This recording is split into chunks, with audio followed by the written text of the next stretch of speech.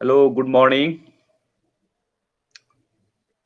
आज आपण BA भाग 2 या वर्गाचा IDS सब्जेक्ट पर्यटन भूगोल याचा पहिला टॉपिक आपण पूर्ण बघितलेला आहे. या तासाला आपण दुसरा टॉपिक सुरू करणार आहोत आणि त्या टॉपिकचं नाव आहे tourism elements and tourism development, किंवा दुसरा एक शब्द आहे त्याला कंपोनंट्स ऑफ टुरिझम, पर्यटनाचे घटक. आता ह्या पर्यटनाच्या घटकामध्ये कोणते घटक महत्वाचे आहेत, कोणत्या घटकामुळे पर्यटन नावारूपाला येतं, अर्थात ते विकसित होतं, या घटकांच्यावरती प्रकाश टाकणार आहोत. मग या घटकांच्या मध्ये फिजिकल फॅक्टर्स आहेत, सोशल फॅक्टर्स आहेत, कल्चरल फॅक्टर्स आहेत आणि अदर फॅक्टर्स आहेत. म्हणजे भौतिक घटक, सामाजिक घटक, सांस्कृतिक घटक आणि इतर घटक, असे हे अनेक घटक आहेत. या पर्यटनाच्या संदर्भामध्ये असलेल्या अनेक घटकांच्या वरती या तासाला आपण प्रकाश टाकणार आहोत. सर्वसाधारणपणे या टॉपिकची आपण प्रस्तावना जर बघितली तर त्या प्रस्तावनेमध्ये आपल्याला असं म्हणता येईल, इतर घटक जे आहेतच, पण इतर घटकांच्या बरोबर पर्यटनाला अनुकूल असलेल्या घटकांच्या वरती जास्त सखोल अभ्यास या टॉपिक मध्ये आपल्याला करायचा आहे. आणि म्हणून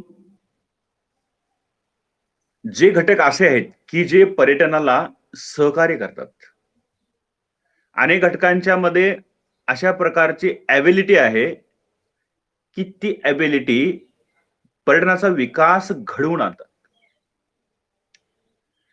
किंवा मानवनिर्मित घटक असतील, सामाजिक घटक असतील, सांस्कृतिक घटक असतील, किंवा नैसर्गिक अर्थात भौगोलिक घटक असतील, की या घटकांचा प्रत्यक्ष अप्रत्यक्ष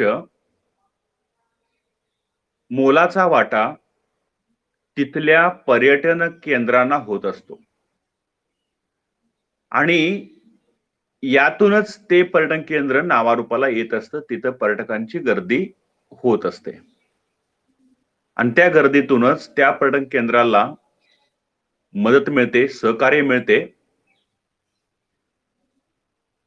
आणि मदत आणि सहकार्य मिळाल्यामुळे त्या पर्यटन केंद्राचा विकास होताना आपल्याला दिसतो. आणि म्हणून पर्यटनाचे घटक या टॉपिक मधला पहिला जो घटक आहे, आणि तो पहिला घटक म्हणजे भौगोलिक घटक, याला फिजिकल फॅक्टर म्हणतो आपण. भौगोलिक याचा अर्थ याच्या पूर्वी मी सांगितलेला आहे तुम्हाला, नैसर्गिक घटक, की जो घटक मानवाने तयार केलेला नसून तो निसर्गाने तयार केलेला आहे. काही असे घटक आहेत की ते मानवाला तयार करता येत नाहीत, काही असे घटक आहेत की ते निसर्गालाही तयार करता येत नाहीत, मानवच बनवू शकतो.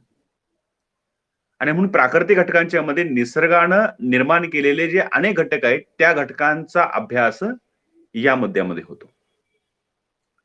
सर्वसाधारण रेफरन्स द्यायचा झाला तर H. रॉबिन्सन यांनी पर्यटन भूगोल या ग्रंथामध्ये भौगोलिक घटकांच्या विषयी खूप चांगलं वर्णन केलेलं दिसून येतं. मग या घटकांच्या विषयी त्याने सखोल प्रमाणात संशोधन केलं आणि तो अभ्यास पुढे आणण्याचा प्रयत्न केला.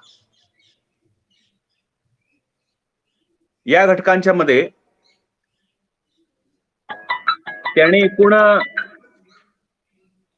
4 घटक सांगण्याचा प्रयत्न केलेला आहे, महत्वाचे. त्याच्यामध्ये उपघटकाने आहेतच. स्थान, सुगमता, विस्तार आणि सृष्टी सौंदर्य. आणि मग त्या सृष्टी सौंदर्यामध्ये पण अनेक घटक आहेत, ते आपण एक एक बघू. या भौतिक घटकांच्या मध्ये पहिला जो घटक आहे तो स्थान, लोकेशन. पर्यटन केंद्राचा विकास होण्यासाठी ते पर्यटन केंद्र कोणत्या प्रदेशामध्ये आहे, त्याचं लोकेशन काय आहे, त्याचं स्थान काय आहे,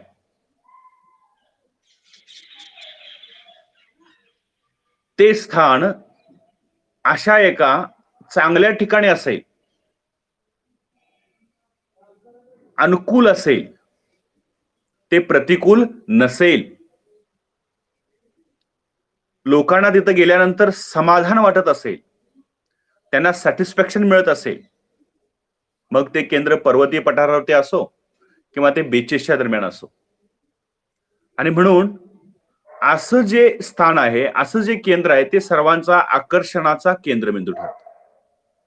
त्याच्यामध्ये आल्हाददायक हवामान असेल, सृष्टी सौंदर्य असेल, सृष्टी सौंदर्यानं नटलेला निसर्गाचा भाग असेल, निसर्गानं उधळण असणाऱ्या अशा स्थळांचे आकर्षण असेल, अनेक घटक आपल्याला पाहायला मिळतील. त्याच्यामध्ये अथांग महासागर असेल, नारळांच्या पोपळांच्या बागा असतील, समुद्र किनाऱ्यांचे आकर्षण असेल, धबधब्यांचे ठिकाण असेल, सुंदर निसर्ग सौंदर्याबरोबर रस्ते असतील, रेल्वे असतील.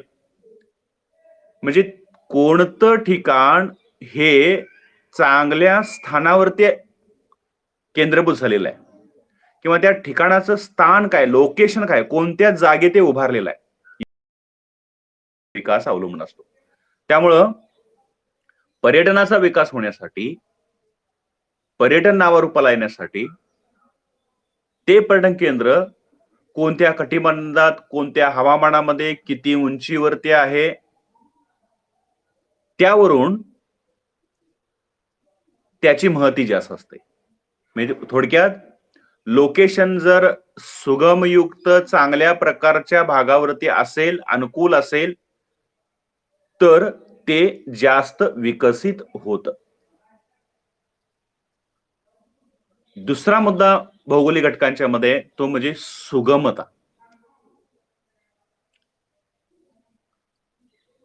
म्हणजे स्थान चांगलं आहे, लोकेशन चांगलं आहे, पण तिथं जाण्या येण्याच्या सुविधाच नसतील, तर तिथं पर्यटन केंद्राचा विकास होणार नाही.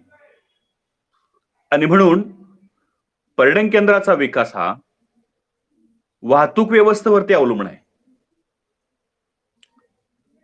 सर्वसाधारणपणे इंग्लंडमधील स्कॉटिश पठार, भारतातील ईशान्य भागातील पर्यटन स्थळे इत्यादी भागामध्ये वाहतुकीच्या जलद व सोयीस्कर सुविधा डोंगराळ भागातील पर्यटन केंद्र ही विकसित होताना दिसतात सुविधामुळे.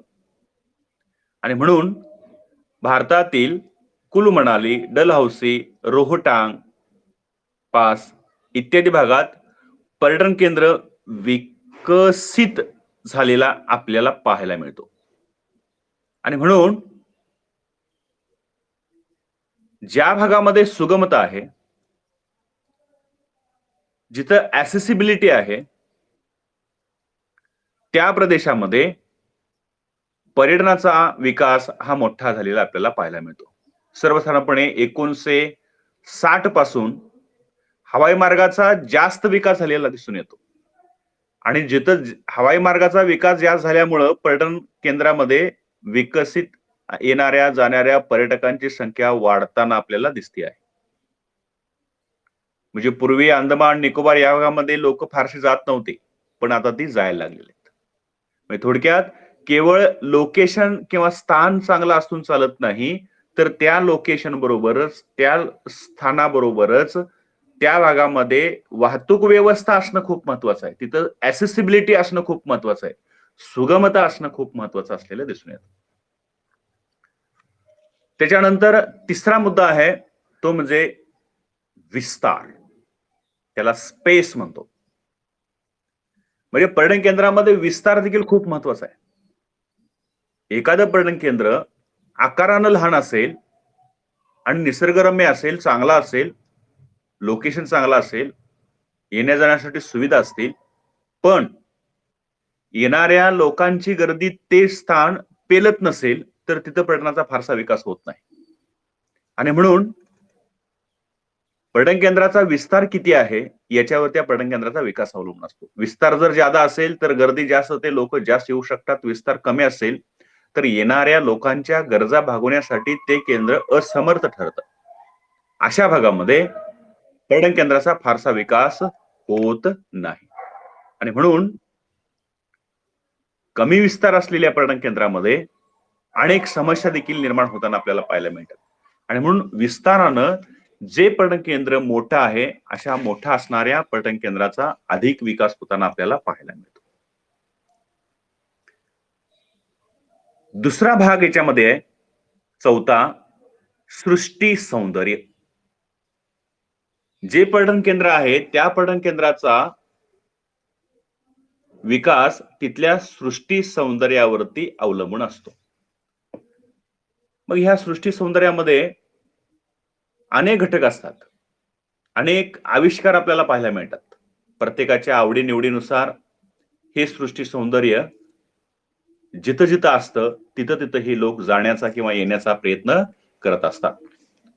आणि म्हणून सृष्टी सौंदर्य पाहायला सर्वांनाच आवडतं आणि ज्या ज्या ठिकाणी सृष्टी सौंदर्य असतं त्या त्या ठिकाणी तिथं मोठ्या संख्येनं गर्दी उसळत असते. या सृष्टी सौंदर्यामध्ये अनेक घटक आपल्याला दिलेले आहेत. आता कोणते घटक दिलेले आहेत याच्यामध्ये? भूपृष्ठ, पर्वत व डोंगर रांगा, दऱ्या किंवा घळई, त्याचबरोबर ज्वालामुखी, प्रवाळ, द्वीपे, असे अनेक घटक आहेत की या तासाला एवढेच घटक आपण बघणार आहोत. सृष्टी सौंदर्यामुळे पहिला भाग आहे तो म्हणजे भूरूपे, लँड फॉर्म्स. पृथ्वीच्या पृष्ठभागावरती या पृष्ठभागानं बाह्यकारकाच्या शक्तींच्या मुळे जे आकार निर्माण केलेले आहेत, जे आकार निर्माण झालेले आहेत, हे आकार पाहण्यासाठी लोक मोठ्या संख्येने तिथं गर्दी उसळतात.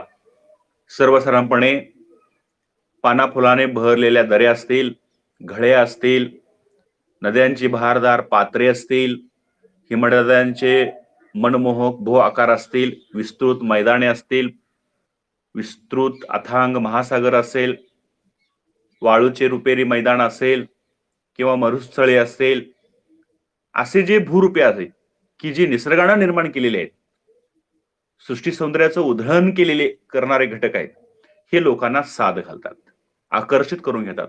तिथं पर्यटनाचा विकास होतो.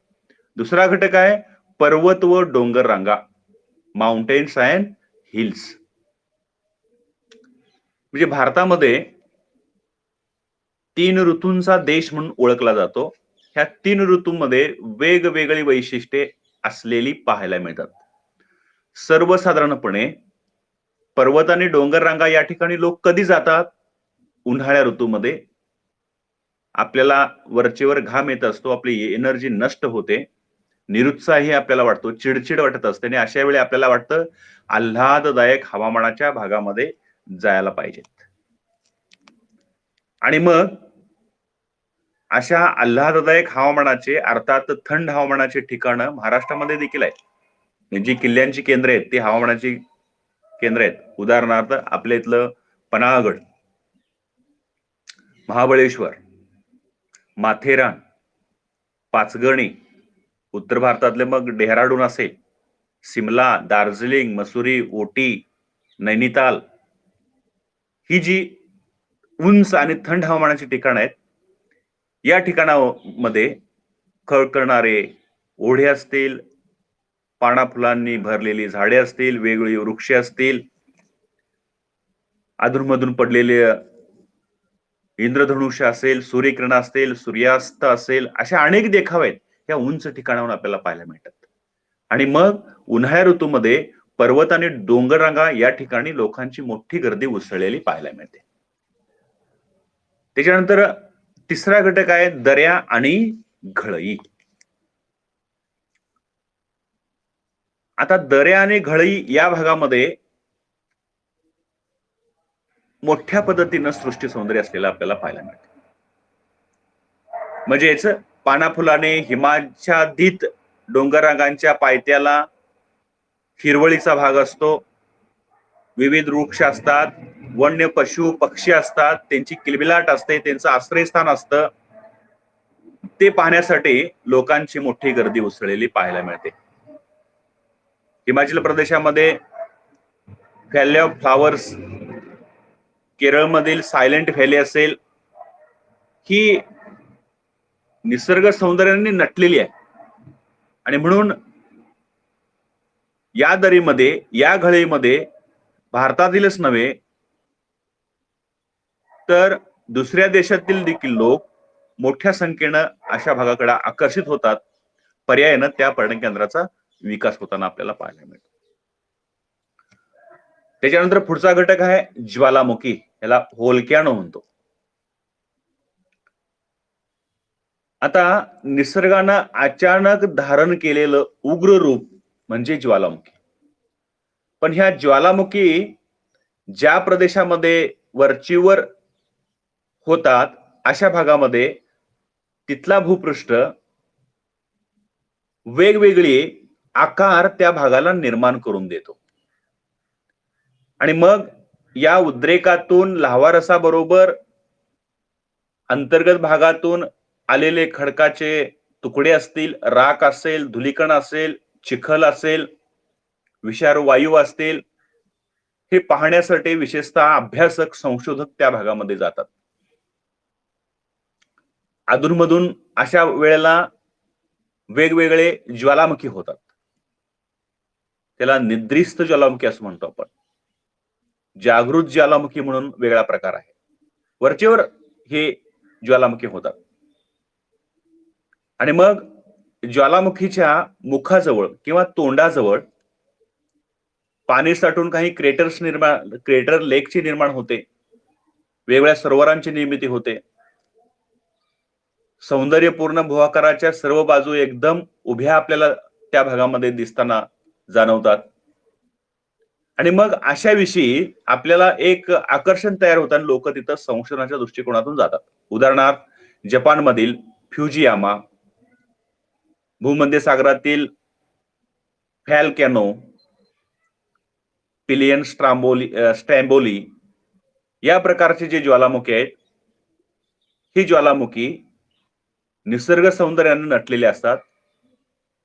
इथं खनिजांचं प्रमाणही जादा असतं, लोहाचं प्रमाणही जादा असतं.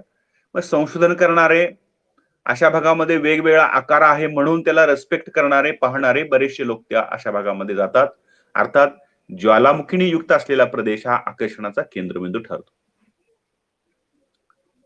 त्याच्यानंतर पुढचा भाग आहे प्रवाळ द्वीपे, याला कोरल रिफ्स असं म्हणतो. म्हणजे समुद्रामध्ये प्रवाळ नावाचे जे कीटक असतात, या कीटकांच्या मृत्यूनंतर जे अवशेष तयार होतात, जे सांगाडे असतात, त्या सांगाड्यापासून प्रवाळ खडकांची निर्मिती होते. हे खडक पृथ्वीवरती उष्णकटिबंधीय सागर भागात आढळतात. सर्वसाधारणपणे 30° उत्तर व 30° दक्षिण अक्षवृत्ताच्या दरम्यान याची निर्मिती होते. मग या पट्ट्यामध्ये प्रवाळ निर्माण होण्यासाठीच अनुकूल असं वातावरण आहे आणि म्हणून तशा खडकांची निर्मिती अशा भागामध्ये होते. म्हणजे प्रवाळ कीटक हे अतिशय सूक्ष्म स्फटिकासारखे असतात, रंगीबेरंगी असतात. बऱ्याच वेळेला ते खडक आपण आणतो आणि आपल्या काचेच्या पेटीमध्ये शो साठी आपण ठेवतो बघा, ते प्रवाळ तशा प्रकारचे ते असतात. आणि म्हणून असे प्रवाळ बेट असलेली ठिकाणं स्फटिकमय रंगीबेरंगी खडक हा अतिशय सुंदर आणि मनमोहक असतो. आणि मग असे खडक ज्या ज्या भागामध्ये आहेत, प्रवाळ द्वीप ज्या ज्या भागामध्ये आहेत, त्यांचं लोकेशन ज्या ज्या भागामध्ये आहे, तिथं ही बेटे आज पर्यटन केंद्र म्हणून विकसित झालेली दिसून येतात. सर्वसाधारणपणे ऑस्ट्रेलियाच्या ईशान्य भागामध्ये क्वीन्सलँडच्या किनाऱ्याने पसरलेली ग्रेट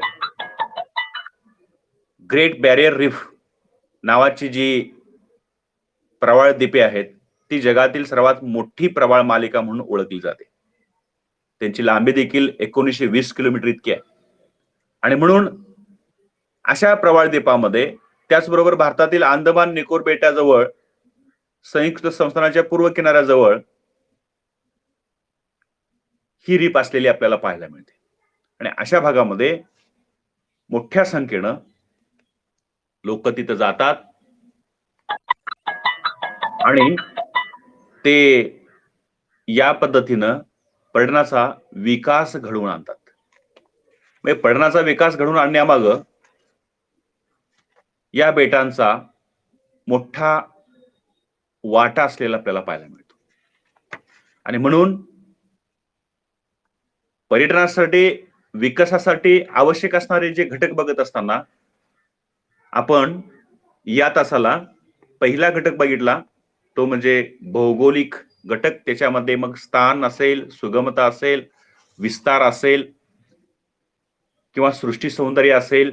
त्या सृष्टी सौंदर्यामध्ये भूपृष्ठ आणि त्या भूपृष्ठामधील आपण 4 प्रकार बघितले. त्या भूपृष्ठामध्ये भूरूपामध्ये पर्वत व डोंगररांगा, दुसरा घटक दर्या आणि घळई, ज्वालामुखी आणि प्रवाळ द्वीपे. म्हणजे कोणत्याही ठिकाणाचा पर्यटनाचा विकास व्हायचा असेल, हे भौगोलिक घटक अतिशय महत्वाचे असलेले पाहायला मिळतात.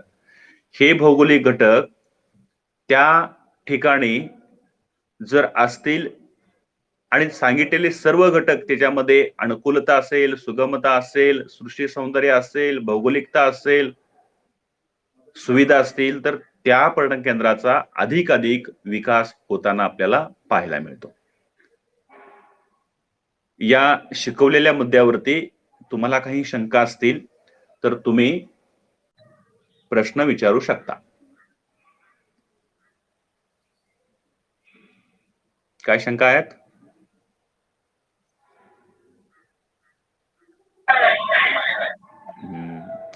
आज थांबूया आपण इथं